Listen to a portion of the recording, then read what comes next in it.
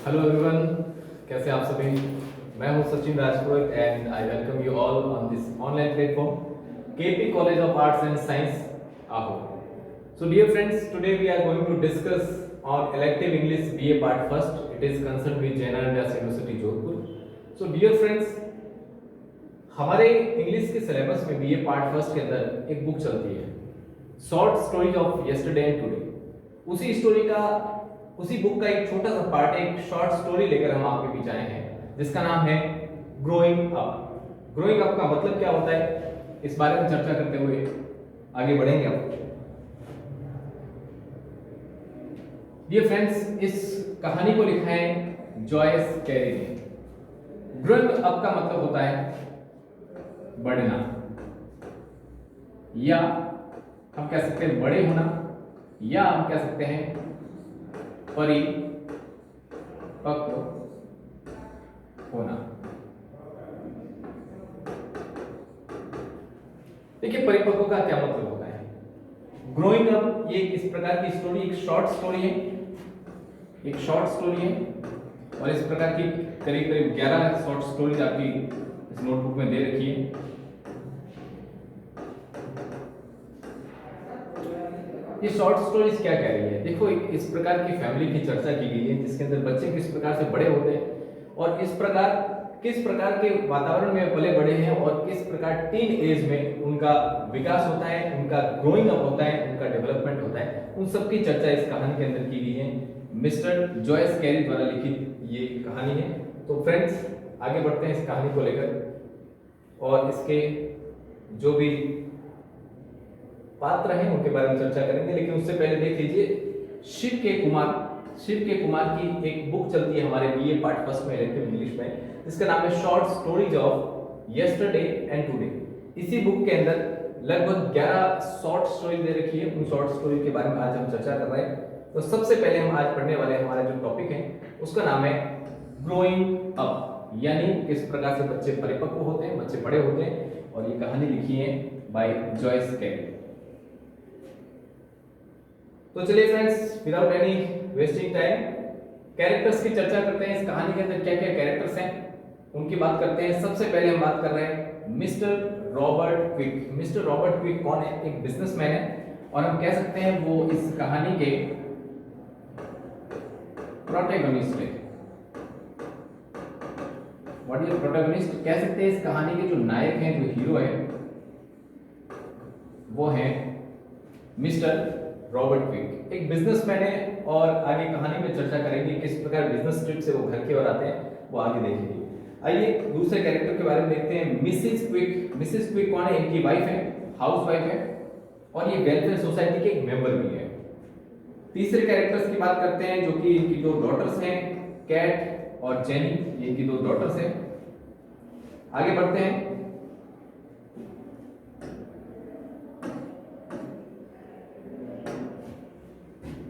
एक स्नॉट है, एक पेट एनिमल भी है इनके घर में जिसका नाम स्नॉट, एक छोटी सी कुतिया है और वो घर में पाली हुई है। उसका भी एक छोटा सा रोल इसके अंदर देखेंगे। फिर बात करते हैं जेन मार्टिन, जो कि फ्रेंड है मिसेस क्विक की।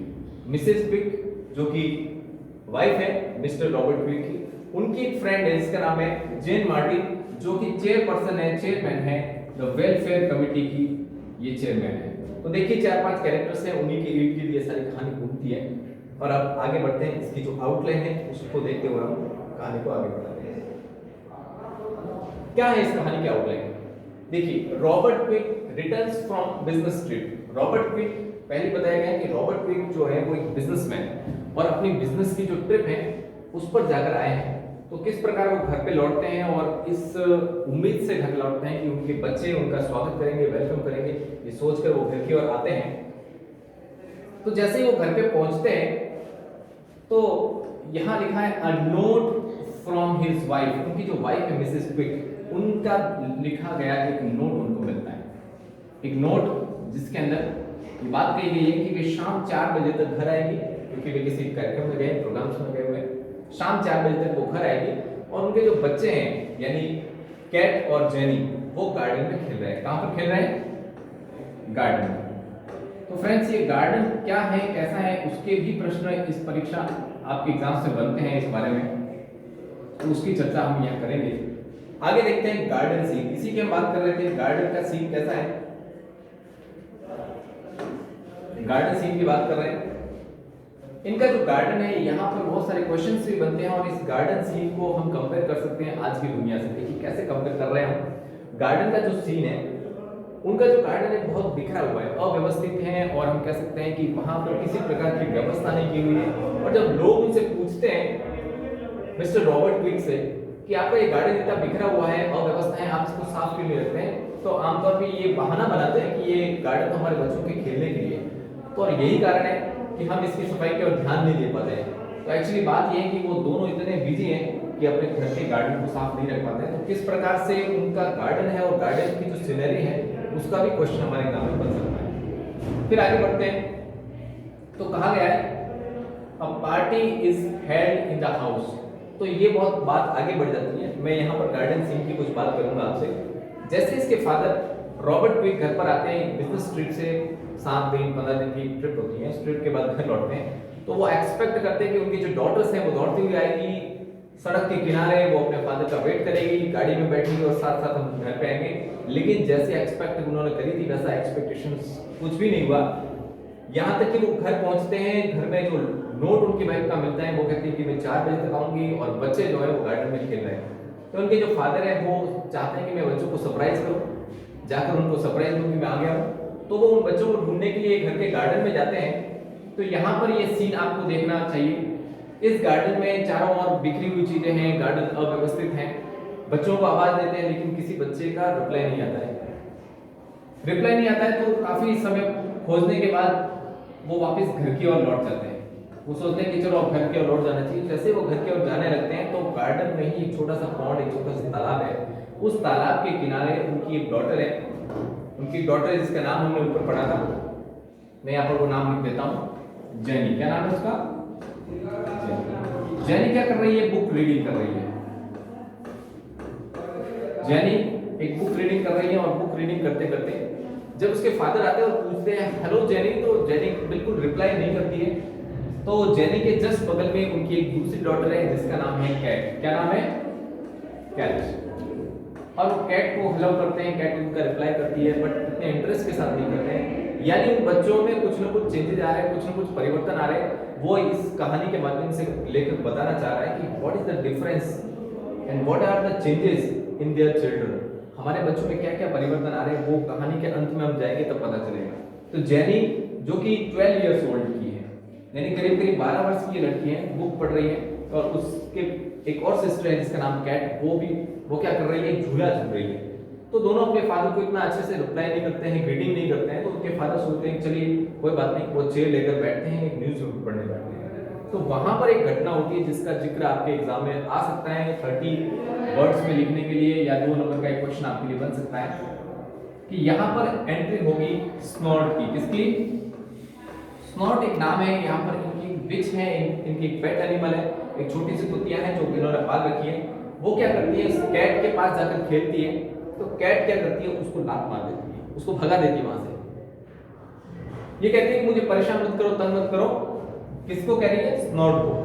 तो वही स्नॉट फिर से इसके पास आती है।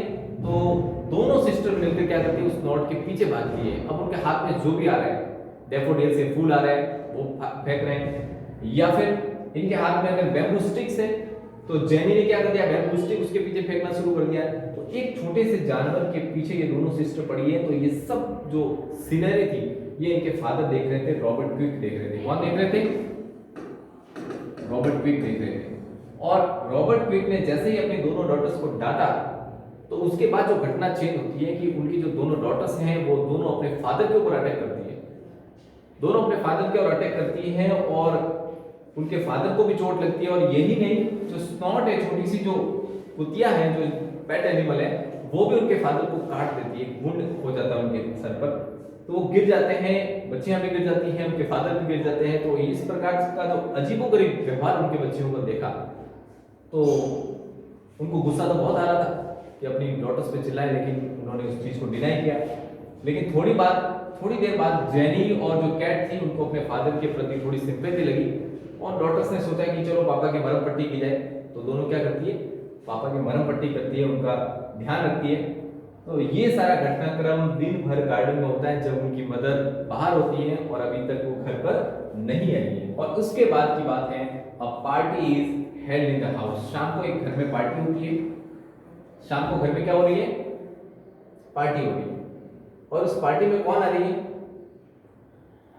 मिसेस क्विक की एक फ्रेंड है जिसका नाम है जैन मार्टिन। क्या नाम है? जैन मार्टिन, जो कि चेयरमैन है वेलफेयर कमेटी की। तो देखिए फ्रेंड्स, अब हम आगे बढ़ते हैं।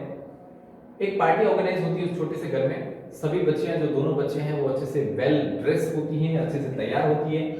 और अच्छे से तैयार होने के बाद उसके फादर जब देखते हैं तो कि तब मन में सोचते हैं, आप my daughters are growing up. वहां पर एक वर्ड निकलता है उनके मुंह से कि my daughters are growing up. वो अच्छे से बिहेव करती है, जैसे कि बाहर से कुछ गेस्ट आते हैं तो उनके साथ अच्छे से वो ट्रीट करती है। तो ये देखकर उसके फादर कह रहे हैं my daughters are growing up. यही नहीं, फिर आगे बढ़ते हैं। इतना सोचने के बाद ये अनफेथफुल सन क्या है, यहाँ पर एक घटना उनके फादर के माइंड में आती है। उनके पापा सोचते हैं कि एक लड़का है जो कि पास में रहता है, किसी अदर फैमिली का लड़का है, जो कि अपनी मदर से पैसे लेता है और किसी चोरी की हुई गाड़ी को लेकर क्या कर जाता है? भाग जाता है, घर से भाग जाता है।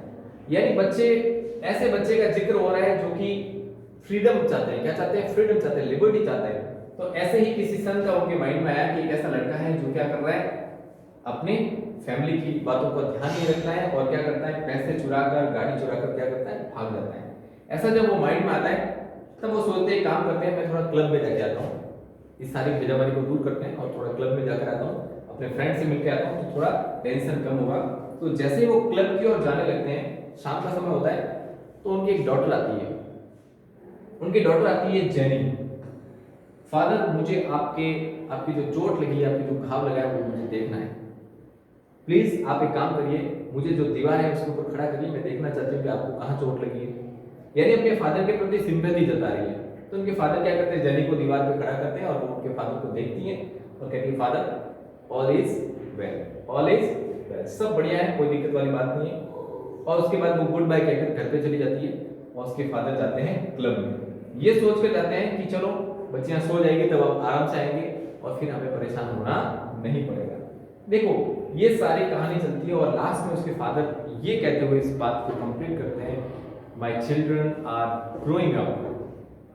मेरी बच्चियां जो हैं वो फिजिकली तो ग्रोइंग हो ही रही है, लेकिन उसके साथ मैंने भी ग्रोइंग अप किया है, मैं मेंटली ग्रोइंग अप हो रहा हूँ। यानी इसके पापा को समझ में आ गया कि बच्चों को इसका क्या मैसेज मिल रहा है। ये मैसेज लास्ट में मैंने लिखा भी है और मेंशन भी किया है कि इससे क्या मैसेज मिल रहा है, हमको क्या संदेश मिल रहा है। ये कहानी यहीं पर खत्म होती है इस इन वर्ड्स के साथ, that my daughters are growing up. मेरी जो बच्चियां हैं, मेरी जो डॉटर्स हैं, वो ग्रोइंग अप हो रही है। तो यहाँ मैसेज ये दिया जा रहा है, व्हेन चिल्ड्रन ग्रो अप, जब बच्चे बड़े होते हैं, they do not like the control of their parents. जैसे बच्चे टीन एज में आते हैं, जैसे हम टीन एज में आते हैं, जैसे 11 के बाद 12, 12 के बाद 13 और 13 से लेकर 18 या 19 तक की जो एज है वो टीन एज होती है।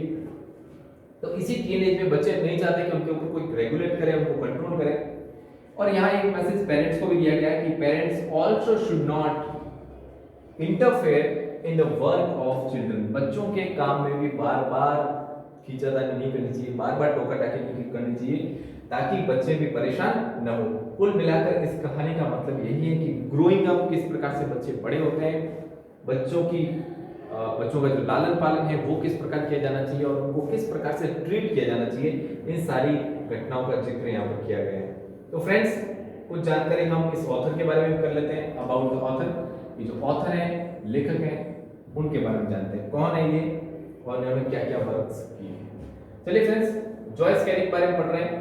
ये एक ब्रिटिश नॉवेलिस्ट है और शॉर्ट स्टोरी राइटर है। शॉर्ट स्टोरी जो कि छोटी छोटी कहानियां होती हैं और हमारी एक बुक में ये सारी मेंशन कर रखी है। इनका बॉर्न होता है, इनका जन्म होता है 1888 को, पास अवे यानी इनकी मृत्यु होती है 1957 को। यानी ये 20th सेंचुरी के, कौन सी सेंचुरी है? 20th सेंचुरी के अच्छे नॉवेलिस्ट भी हैं और शॉर्ट स्टोरी राइटर हैं। फिर आगे बात करते हैं मैन ऑफ पॉजिटिव आइडियाज। जैसे इनका टाइम होता है उस समय एक नेगेटिव अप्रोच पूरे माहौल फैल रखा होता है, लेकिन ये जो व्यक्ति है वो एक पॉजिटिव आइडिया वाले हैं, एक पॉजिटिव थिंकिंग के। साथ में कहा है कि went deep into the basic problems of life. देखो लाइफ की जो बेसिक प्रॉब्लम होती है, छोटी छोटी घटनाएं, जैसे कि इस कहानी में हम देख पा रहे हैं कि बच्चों में किस प्रकार से चेंजेस आते हैं, चेहरे पर गुस्सा भी आता है और बात न मानना, पेरेंट्स की बात को डिनाई करना, ये सारी चीजें क्या है, लाइफ की बेसिक प्रॉब्लम्स है जो बच्चों के साथ भी होती है और पेरेंट्स के साथ भी होती है। उनका इन्होंने डिस्कशन किया है यहाँ पर। आइए इनके कुछ वर्क्स हैं, फेमस नॉवेल्स हैं।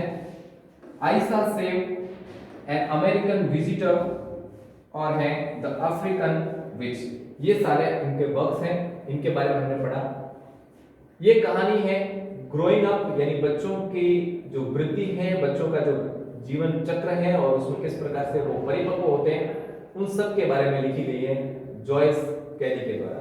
तो आपको ये कहानी कैसे लगी, इस बारे में कमेंट भी करें, लाइक करें, शेयर करें, सब्सक्राइब करें। और जो बच्चे पढ़ना चाहते हैं उन सब के लिए आगे और वीडियोस हम लेकर आ रहे हैं। एक एक टॉपिक को हम बेसिकली क्लियर करेंगे और हिंदी समरी लेकर आ रहे हैं आपके लिए। जो बच्चे समझ नहीं पा रहे हैं कि इन कहानियों में क्या कह रखा है, उन सब की हिंदी समरी एक ही वीडियो में सारी डिटेल में आपको समझाई जाएगी। इसलिए इस चैनल को पहले सब्सक्राइब कर लें जो भी नए हैं इस चैनल पर, क्योंकि सब्सक्राइब के बाद आपको जो भी नया नोटिफिकेशन होगा वो नोटिफिकेशन आपको मिल जाएगा। आप कहीं पर भी होंगे तो इस बात की जानकारी आपको मिल जाएगी। तो इस चैनल को लाइक करें, शेयर करें और सब्सक्राइब करें और जुड़े रहिए और आपका प्यार ऐसे बनाए रखिए। Thank you very much. Thank you.